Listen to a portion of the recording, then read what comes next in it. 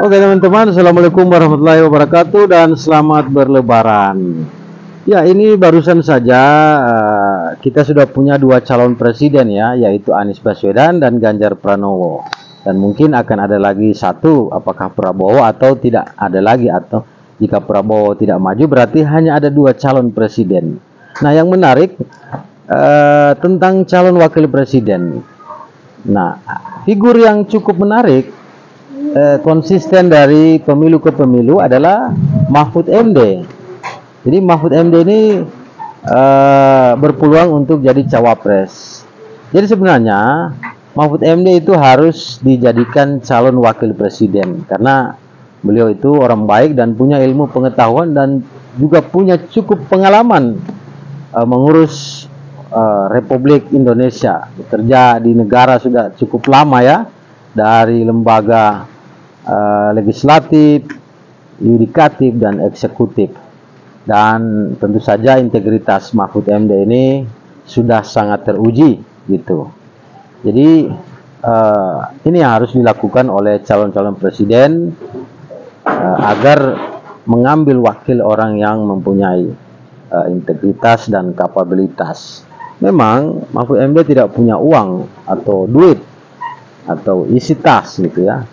Tapi lagi-lagi ini adalah tantangan buat calon-calon presiden, apakah dia masih mempertimbangkan uang atau kapabilitas.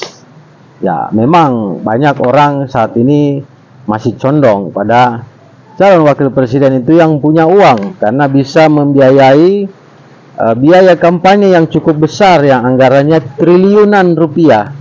Dan Mahfud MD tidak punya itu. Tapi Mahfud punya kapabilitas, pengalaman dan tentu saja integritas.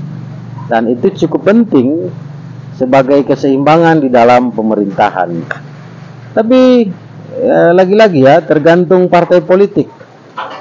Jadi siapapun capresnya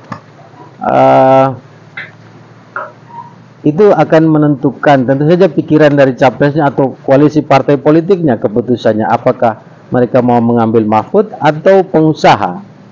Dan memang banyak orang, sebagian orang ragu ya bahwa Mahfud MD akan dipilih sebagai calon wakil presiden, baik itu dari kubu Ganjar maupun dari kubu Anies, karena Mahfud tidak punya partai politik dan tentu saja tidak punya logistik atau uang yang itu sebagai syarat untuk membiayai kampanye pilpres yang memakan anggaran itu triliunan rupiah.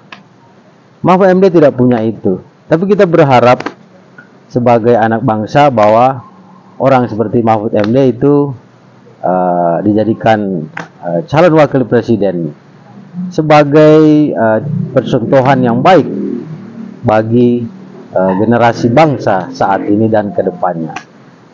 Kita hanya berharap itu karena kita sebagai rakyat jelata yang tidak punya daya.